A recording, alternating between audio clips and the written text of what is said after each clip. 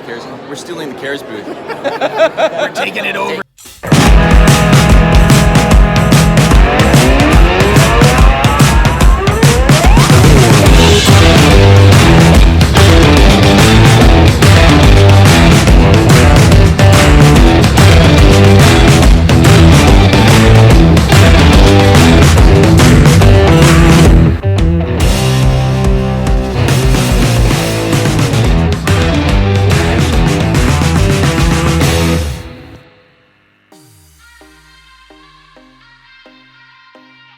Hey there, Dr. T here, and I'm here with my friend, Dr. Jason Nicholas, of Preventive Vet, and we'll get into all the details about what this guy's doing.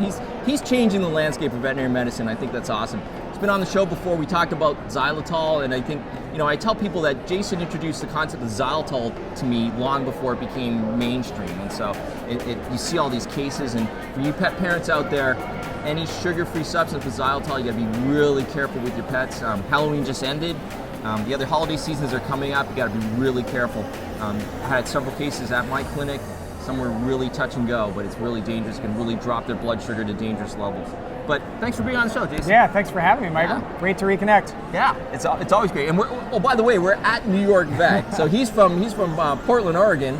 I'm from Jersey, and we're here at New York Vet. We connected, and this is great that we can do this. And let's talk about your history. So, how did this?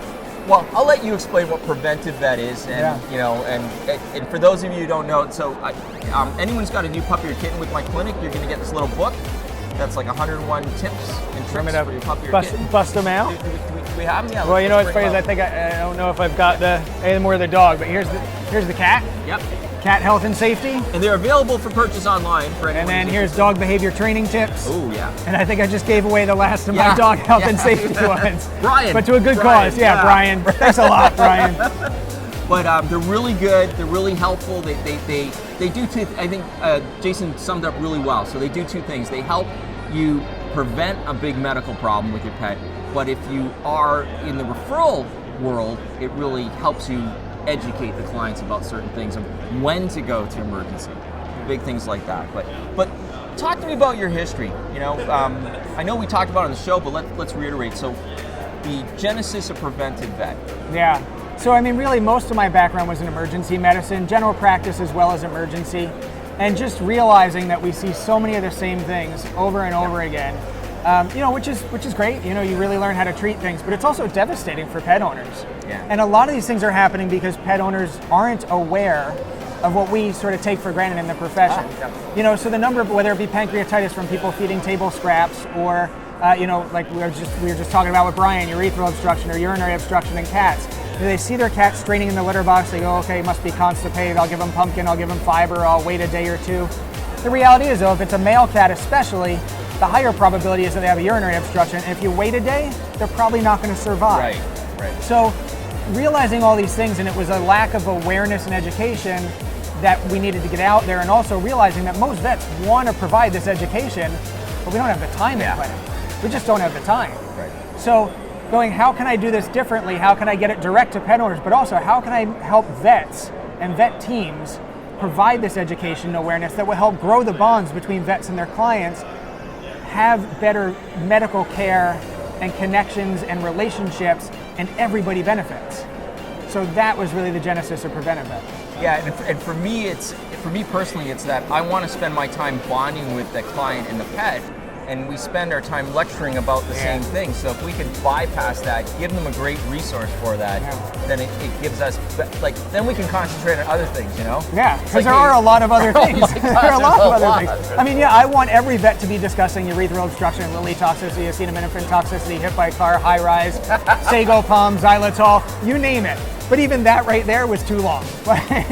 And so give them something they can take home. And I always tell people, look, you've just got a new puppy or a new kitten, or you've just adopted a senior pet, whatever it is, you don't have a lot of time. Everyone's busy, right? 3 jobs, kids, everything. Keep the book next to the toilet. The only place that you maybe have a few moments of spare time. Read 3 or 4 tips. I get most of my reading done there. Yeah, I know, right? If we could put down the phone, of course.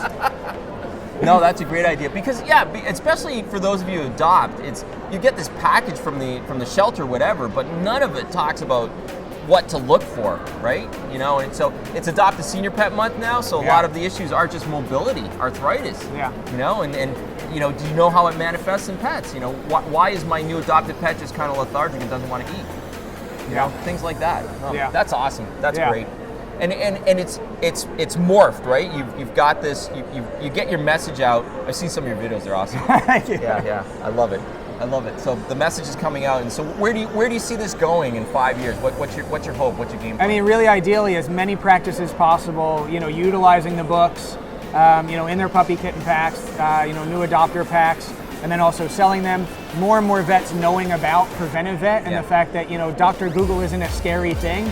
Like we're actually giving Dr. Google a vet degree because people are going to the internet, right? Like you've got a problem with your banking, with your car, with your home, something breaks down around your home, what do? You go to the internet, right? You go to the internet. And we can't fault people for that. In fact, we should harness that power because then they come in better educated. They come in knowing, you know, okay, it's gonna take some testing. Like, you know, my cat's peeing outside the litter box. It used to be that people come in and go, they must have a UTI, I just want antibiotics. Yes. Now maybe they're coming in and going, I think my cat might be stressed. They might have cystitis. This might be the beginning of a urethral obstruction. They might have a UTI. You know, like, should I give them cranberry? But I've heard that maybe it's not effective. Now they come in educated, and it's no longer, you're not selling, you're not having to spend all this time really educating on some of the base level stuff. They're coming in with a better base level of knowledge because of the internet, as long as we are helping them get to the right sources. And Preventive Vet obviously is one, but we're not the only one. So as a veterinarian, as a veterinary nurse technician, as a veterinary team member, how do we help people get the information they want and need that helps them enable better medical care and behavioral care for their pets and better relationships with their vets? And the internet could be a phenomenal tool for that. And see, I'm a little blown away by this because you're the first person to embrace Dr. Google. Because even before this, like I was even going to say, you know, Dr. Google, well, Google doesn't have a doctor's degree, right? That's it, but that's great. That's a great way of looking at this. I mean, it's, you know, people are going there. And if we can get, like, I've got a 3-part article series on feline urethral obstruction. Pretty much the first line is if your cat is straining in the litter box and you're worried, close down your computer, go to the ER, go to your vet immediately because they might have a urinary obstruction. Once they're stable, come back and read this. Like, I'll educate you on it, but get them stable. So a lot of my articles say, if you're noticing X, Y, and Z, go to your vet immediately and early on in the article, because I don't want your cat or dog to be suffering or, God forbid, die while you're reading a long-form 2,000-word article. At 3 in the morning, yeah, you found exactly. it, right? I want you to know immediately, like, my dog is pacing, they're anxious, they're salivating, they're trying to throw up, nothing's coming out. Hey, guess what? That's probably GDV. Like, don't even close down your computer. Literally just hop in the car, call your local ER so they know you're coming, they get wide bore catheters together, and they can get your dog treated. Awesome. You know, and ideally also helping people prepare so more people are aware of pet insurance. So when they go in, they're not having to make the $7,000, $8,000 decision at 3 in the morning on a Saturday while thinking, oh gosh, I also have like my kid's college payment, my rent, my mortgage, my car payment. They're going, you know what, I'm covered. Yeah, do what you need to do. So there are ways to improve things, and we're trying. You just promoted medical awareness and pet insurance all in one sentence. That's amazing. Weak in the knees. But that's really the goal, right? I mean, again, with all the emergency experience and in general practice, because a lot of emergencies come in there, a lot of this helps to make life easier for people in vet med, right? Because if you're in the clinic, if you're a vet, if you're a tech, our hearts break with every euthanasia. Oh, yeah. And especially when it's an economic euthanasia, especially when it's a fixable problem, especially when it was an avoidable problem, our hearts break. And that, to me, is part of what's driving some of the burnout in vet med. And so this is my way of contributing to improving that. If I could get you better educated clients, better financially prepared clients, just better clients, better A clients, part of my job is done. But there's still always more to do. Right. And it's funny because I think you touch on the whole millennial issue, right? Because they tend to be the ones that do the research. They research us before picking us. Totally. Right? Totally. And it's always online, and so things like that. So yeah, no, I think that's awesome.